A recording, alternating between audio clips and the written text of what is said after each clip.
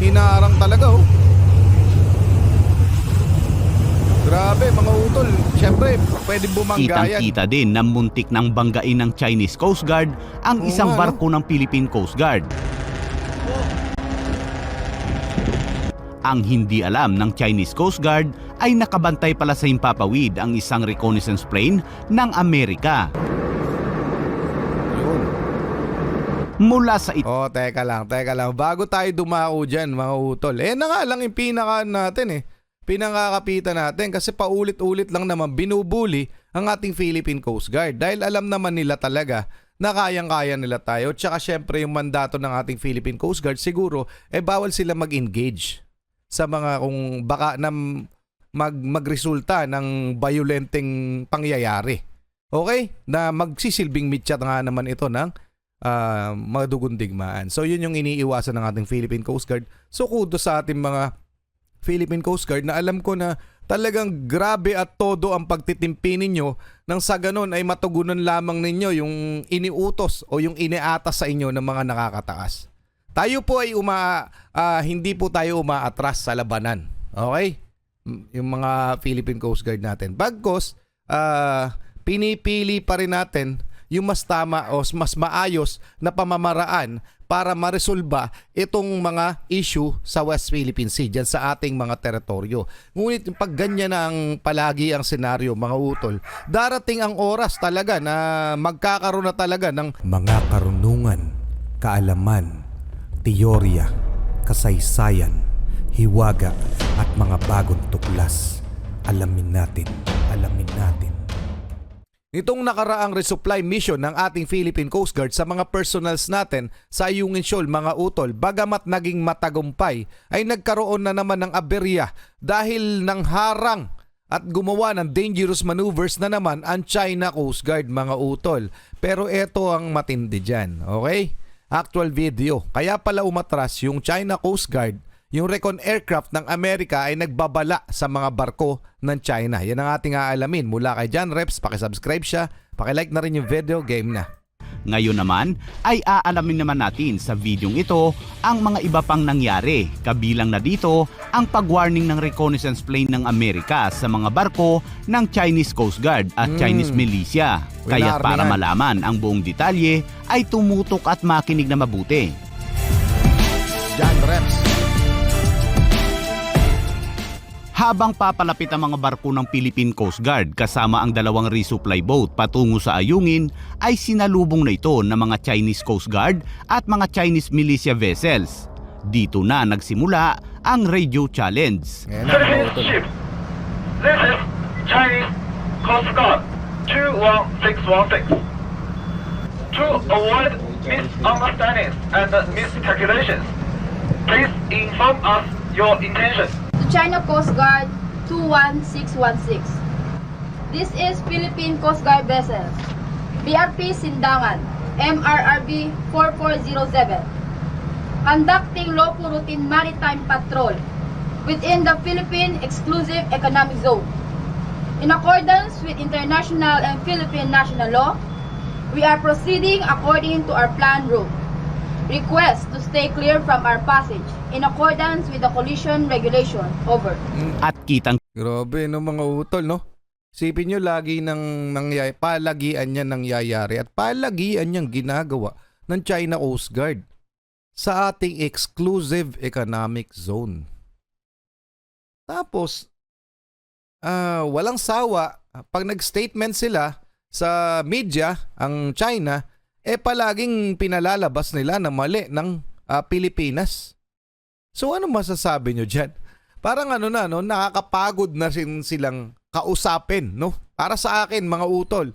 Tas eto pa, merong ako mga nababasang comments sa Facebook pag naglalabas ako ng mga video tungkol sa China o sa disputes natin sa China at sa mga sinasabi o statement ng China na minsan may mga Pinoy pa na nagsasabi na parang sobrang kampi ko sa Amerika, na para sinisira ako na yung China, hindi ko daw marinig kung anong ano pa bang kailangan ko maintindihan dyan, mga utol? Anong kailangan natin maintindihan? Ayan na sa harapan natin, no?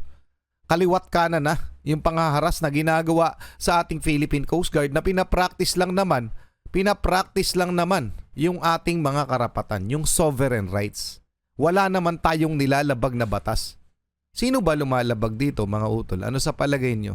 O anong kailangan kong gawin? Kampihan ko yung mali?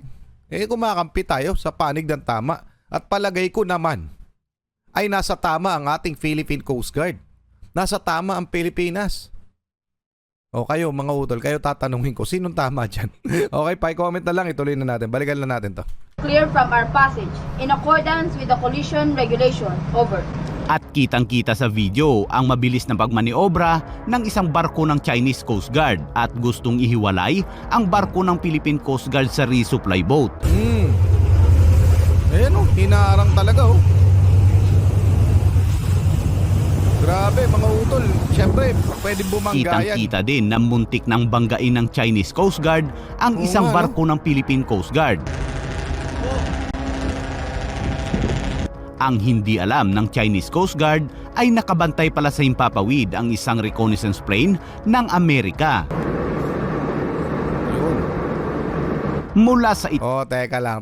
Bago tayo dumao dyan, mga utol. Na nga lang yung pinangakapitan natin kasi paulit-ulit lang naman binubuli ang ating Philippine Coast Guard dahil alam naman nila talaga na kayang-kaya nila tayo. Tsaka syempre yung mandato ng ating Philippine Coast Guard siguro bawal sila mag-engage sa mga kung baka na magresulta ng violenteng pangyayari. Okay? Na magsisilbing mitya nga naman ito ng mga dugundigmaan. So yun yung iniiwasan ng ating Philippine Coast Guard. So kudos sa ating mga Philippine Coast Guard na alam ko na talagang grabe at todo ang pagtitimpi ninyo nang sa ganun ay matugunan lamang ninyo yung iniutos o yung iniatas sa inyo ng mga nakakataas. Tayo po ay hindi po tayo umaatras sa labanan. Okay? Yung mga Philippine Coast Guard natin. Bagkos, pinipili pa rin natin yung mas tama o mas maayos na pamamaraan para maresolba itong mga issue sa West Philippine Sea, dyan sa ating mga teritoryo. Ngunit pag ganyan na ang palagi ang senaryo, mga utol, darating ang oras talaga na magkakaroon na talaga ng ibang aksyon na bilang bugso ng damdamin baka magkamali na yung mga tao o yung mga Philippine Coast Guard natin.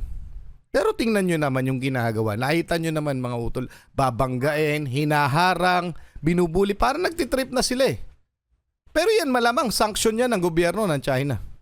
So ano masasabi nyo dyan mga utol? Pa-comment na lang, nasa tama pa ba ang China sa ginagawa na yan?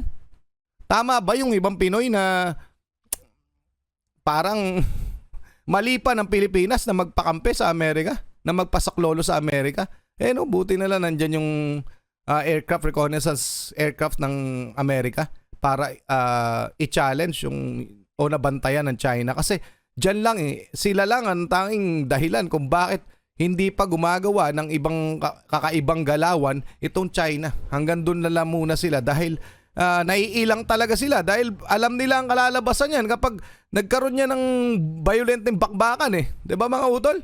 So ano masasabi nyo? Pa-comment na lang, ituloy na natin at ako'y tuloy na natin. Taas ay bumaba ang lipad ng eroplano ng Amerika at nagpaikot-ikot habang nagbibigay ito ng isang babala sa mga barko ng China na itigil ang hakbang ng China kung hindi ay aaksyon sila mula sa itaas.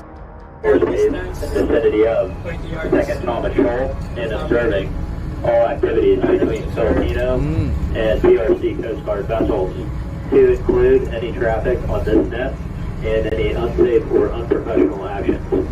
U.S. Navy aircraft out. Ganda rin, no? Namataan naman ang isang Chinese Navy ship pero kaagad naman umano itong umalis.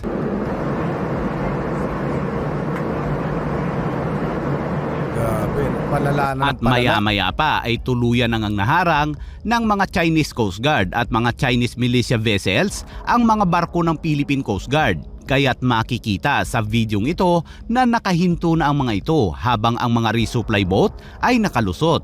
Kaagad namang nababa ng inflatable boat ang Chinese Coast Guard upang habulin ang mga resupply boat. Ang problema ay kinarma ang mga ito dahil sumabit umano sa lubid ang inflatable boat nito. Ayon sa isang pahayag ay inalok pa umano ng mga Philippine Coast Guard na tulungan ng China pero bigla pa itong nagalit. Our troops stationed at BRP Sierra Madre offered their assistance, actually 2 boats, rubber boats. They proceeded to the area to help the RSIP of China. Of course, China refused. Mapapansin din ang mga barko ng Chinese militia na puno ng mga radar, kaya't magtataka ka na lang sa mga barkong ito na idinisenyo para sa pangisda pero mayroong iba't ibang mga radar na naka-install. Samantala, sa inilabas na statement ng China ay wala daw permiso sa kanila ang Pilipinas na papasok ang mga barko nito sa kanilang AEC. Yan mga utol, yun ang malupit sa lahat dyan eh. No? Kailangan natin kumuha ng permiso sa kanila para pumasok o pumunta doon sa mga teritoryo natin, teritoryo ng Pilipinas na kanilang inaangkin no? Sa kanila daw EEZ, Exclusive Economic Zone ng China. Yung part na yan ng West Philippine Sea o ng Ayungin Shoal. Kailangan nating humingi ng authorization. Kaya tayo hinaharang sa ating teritoryo kasi feeling nila kanila talaga yun. Ano ba? May mga Pinoy pa na bulag ba kayo? Ayan hindi ko po sinisiraan ng China. Ayan po yung video na nagpapakita na inaagawan tayo ng teritoryo, tinatanggalan tayo ng karapatan sa ating mga teritoryo. Bulag ba kayo? Ako po ay pumapanig lamang sa tama kung mali ang Pilipinas. Kung mali ang Pilipinas dito, mga utol, pues mali ako. Pero palagay ko naman ay nasa tama tayo. Ang ating Philippine Coast Guard, yung resupply mission, nasa exclusive economic zone po natin yan. Bakit po palagay ninyo ako pa yung... Sus! Ano masasabi nyo dyan mga utol dito sa... Sa ginagawa na yan ng China, hindi nyo pa ba nakikita? Dito ang sinasabihan ko dito, yung mga kumakampi sa China na bulag daw ako at hindi ko daw nakikita na tama ang ginagawa ng China. Tama ba yan? Ha? Hinaharang tayo, tinatarantado tayo sa ating mga teritoryo. Tapos sasabihin nila kaibigan nila tayo.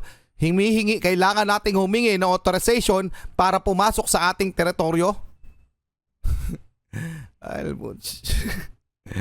Paki-comment na lang ang inyong opinion. Tuloy na natin ha.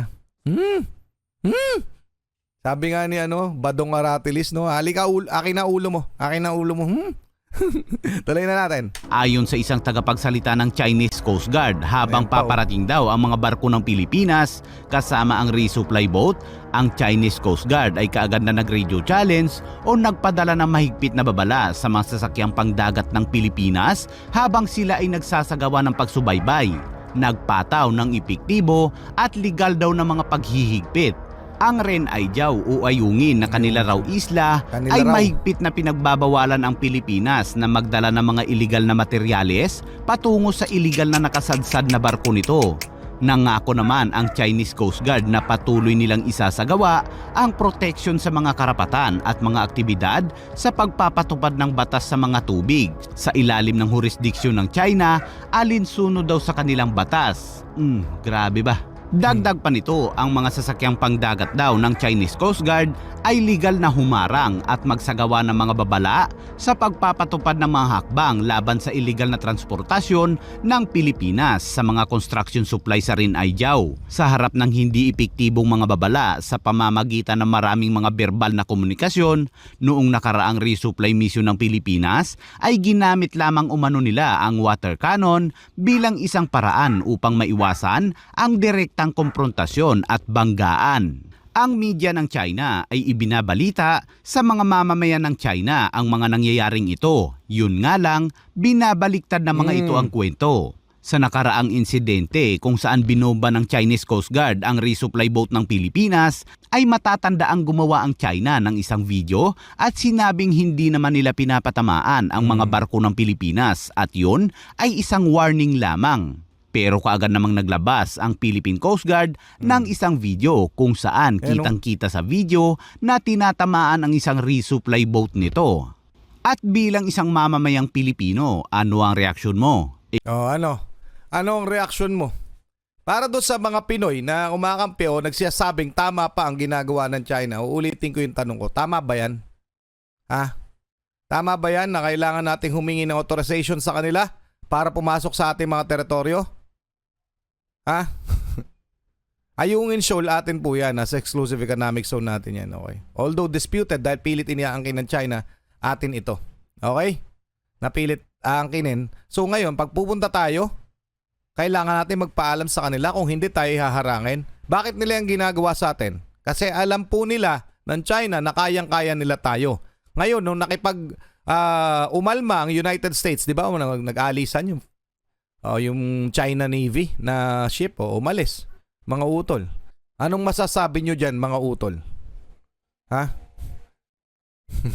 So, hayaan ko kayo magdesisyon. Hayaan ko kayo magbigay ng inyong opinion kung tama pa ba.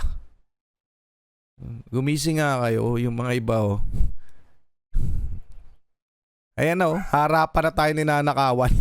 Harapan na tayong inuulol. Kumbaga, mga utol. Anyway, maraming salamat sa panonood. Maraming salamat sa iyo, John Reps. Maraming salamat sa inyo. Muli, ako si Target Achilles. In behalf of the Real South Pride Production, ako'y nagpapasalamat sa inyong walang sawang pagsuporta. Kayo mag-iingat, keep safe, God bless, at saludo po ako sa inyong lahat. Pero doon sa mga kumakampi sa ginagawa ng China.